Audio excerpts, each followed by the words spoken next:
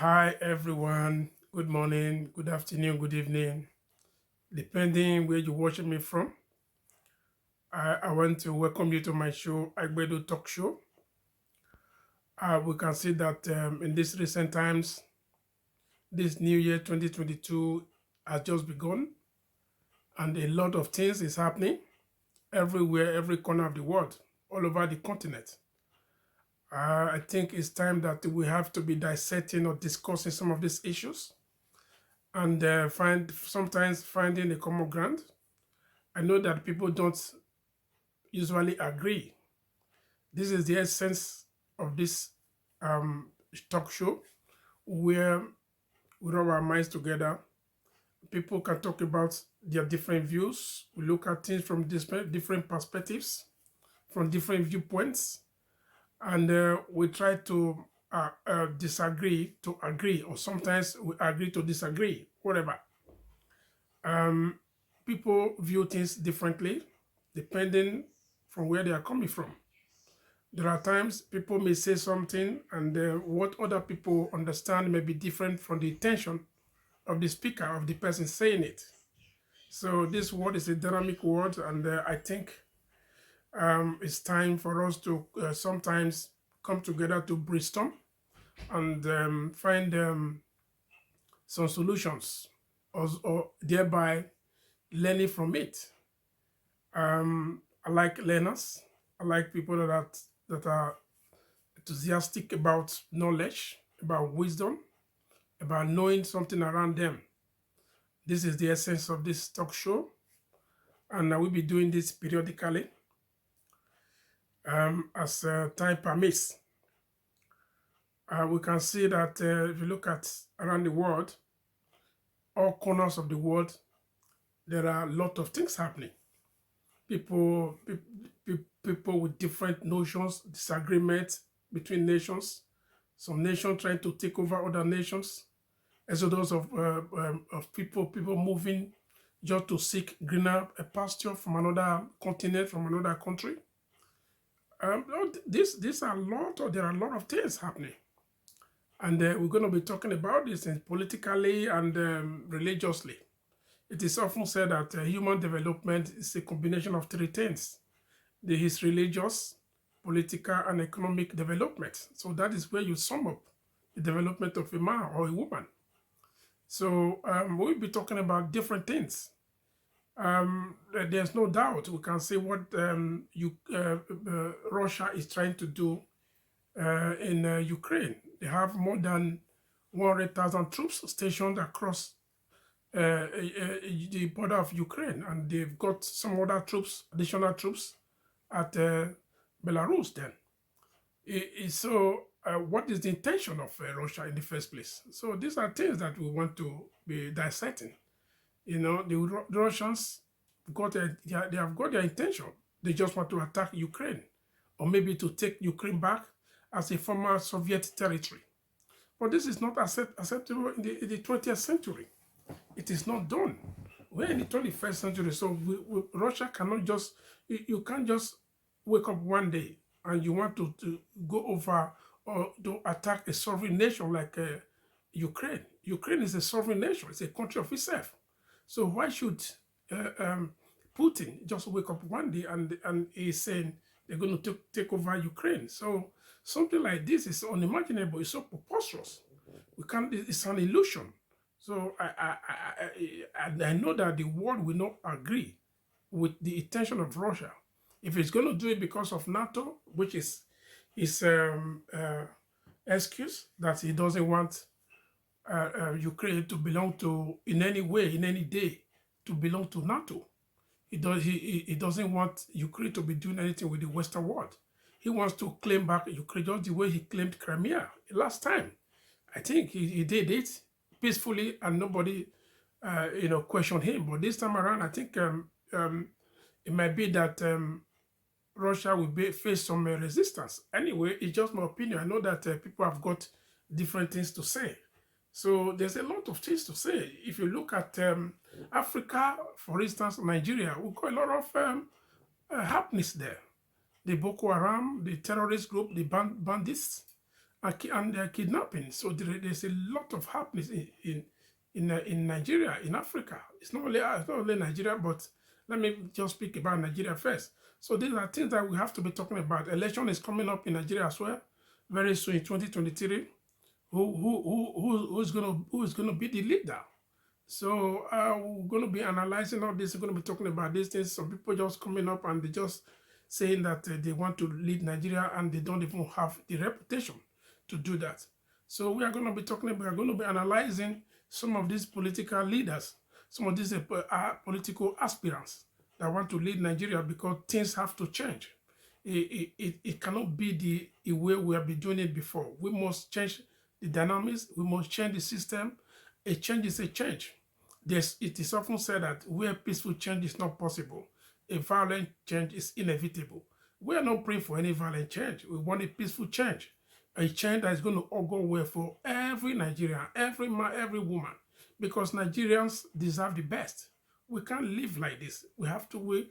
At least there should be something that is going to give everyone joy. Nigeria should be a developed country, not a developing country. And I know we are getting there. I'm going to go there. And the insecurity in Nigeria is something that needs to be addressed in its entirety. This has to be addressed because many people are concerned about bandits, herdsmen, terrorists, just killing people anyhow, killing people at will. No one is asking them. So this one cannot continue. This is one of the things that we have to be talking about. People have to hear what is going on.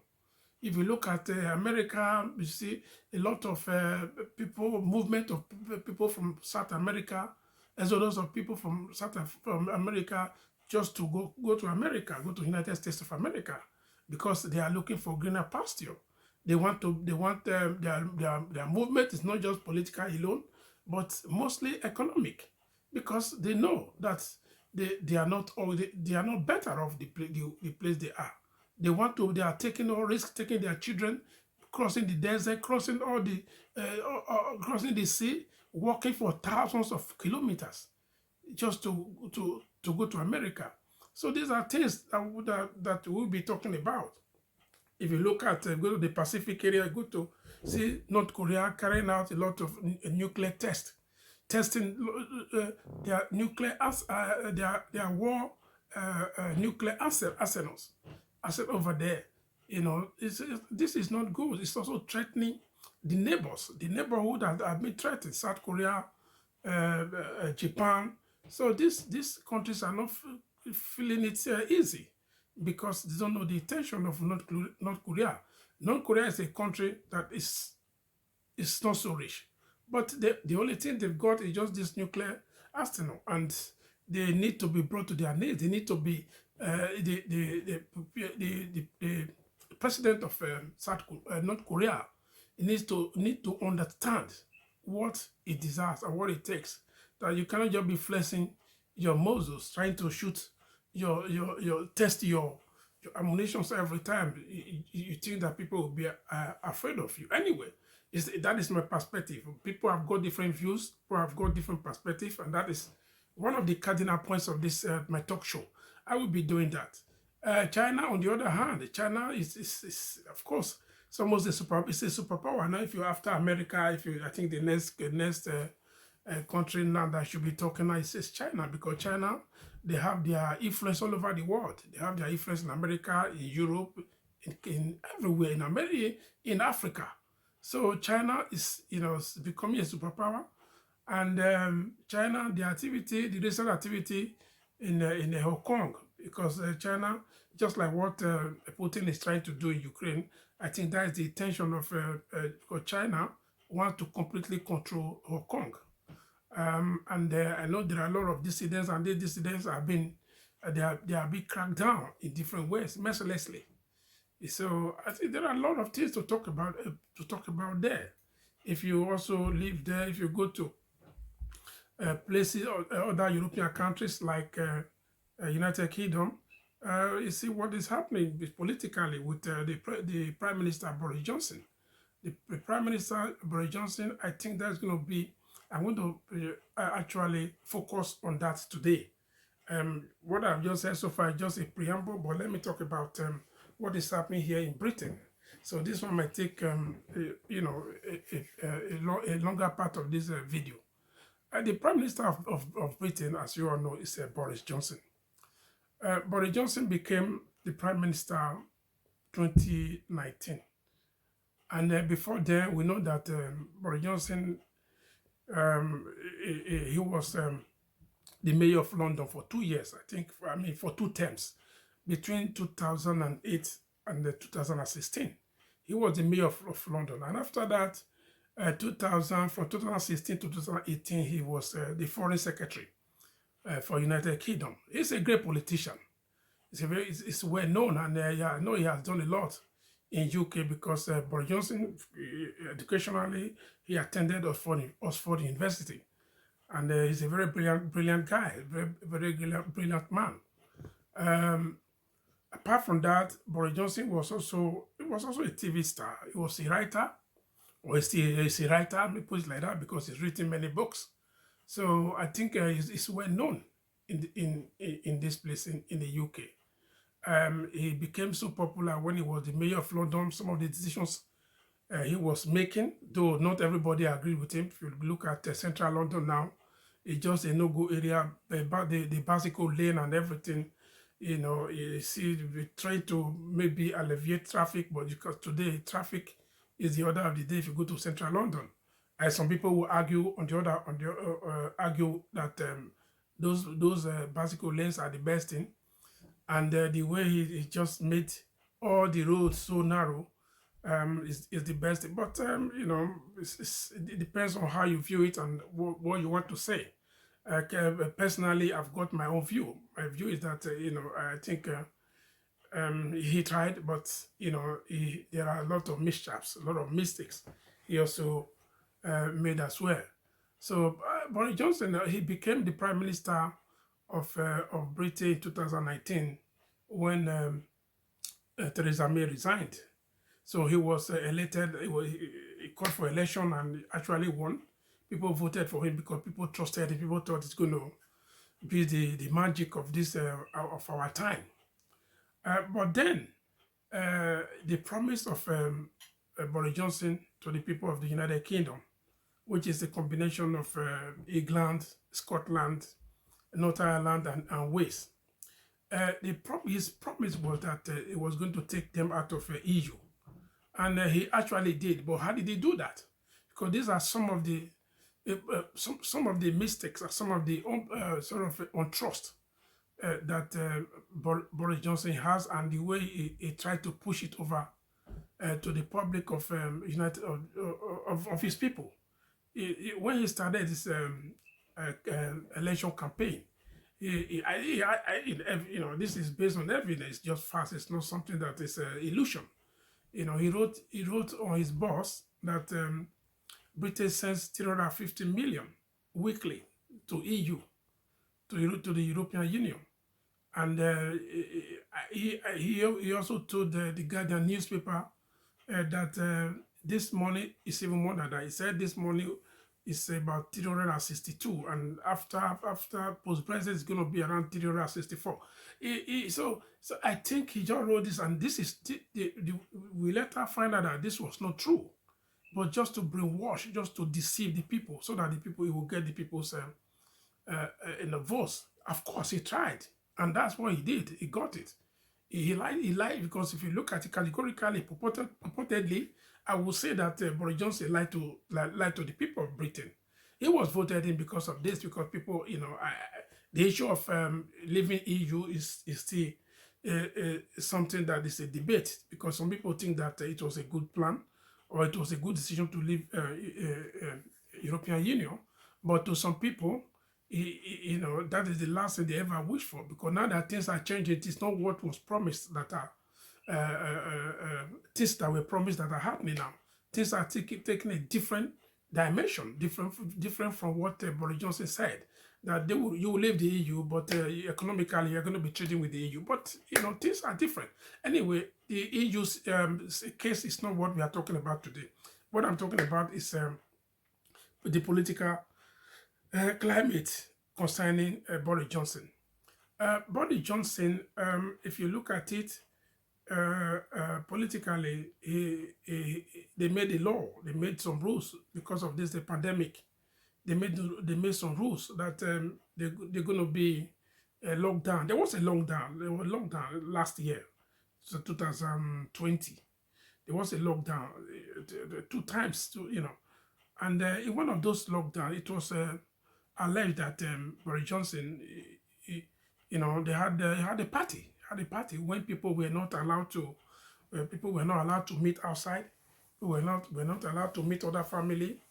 You were not allowed to go and visit your people, even in hospitals. When people died, they were not allowed to be seen by their loved ones. They were just cremated like that. Many things, schools were closed, businesses were closed, buses were not running. And it was just the climate when many people, it was the same thing was happening in other countries as well. But Boris Johnson and his team at number 10, they were just partying. They went to party. They went just said, get the booze rolling. They went to the trolleys of alcohol, and they were just drinking. They were just enjoying themselves. Even the queen had to obey the rule when the husband died. But what was Boris Johnson doing? Boris Johnson was busy partying. So this is one of the things which is not good for Britain, and they have to look at it because Boris Johnson is making himself a laughing stock. I know that this case is ongoing because one of the senior government servant, I think her name is Sugre, has been authorized to investigate this issue. And very soon, Sugre is going to come out with her findings, and they're going to take it from there. And now there are a lot of people rebelling against the prime minister because they can't take this. They see the prime minister has been not trusted, untrustworthy, because they are trying to lose their own respect and lose that, because doing this, if you do this kind of something that you just lie to the people and don't do this one rule for you. And so as I was saying, so now nobody knows the fate of the prime minister of Britain, Boris Johnson. He may escape through. I know he's a very strong politician. He knows how he does his things, but in this kind of a situation, because he's sort of cornered, that when people try to change things too much, I wouldn't say lie. When they try to change their mouth, they try to change things too much, they think that they can escape through every time. It doesn't work every time. This time around, the Prime Minister of Britain, Boris Johnson, has to be very careful with what he's doing, because if it doesn't take time, he might be voted. There might be a vote of no confidence on him, and he might be out just like that. People, we have got different versions. We have got different perspectives, different thoughts about this issue. But if you do not agree with me, if you belong to a different team, don't hesitate, don't waver to also make your comment on my video. Just leave your comment there. I will read it. So we got to be rubbing our minds together.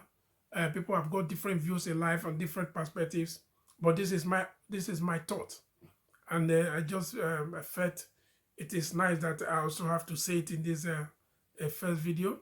I want you to like this video. I want you to also subscribe to it. This video will also be on YouTube and Facebook as well. So I want you to subscribe, like the video, subscribe the video, and such video will be coming up as well. I will be doing more of this video with different topics. My name is Paul AIGBEDO. I thank you for watching. Thank you very much. Bye.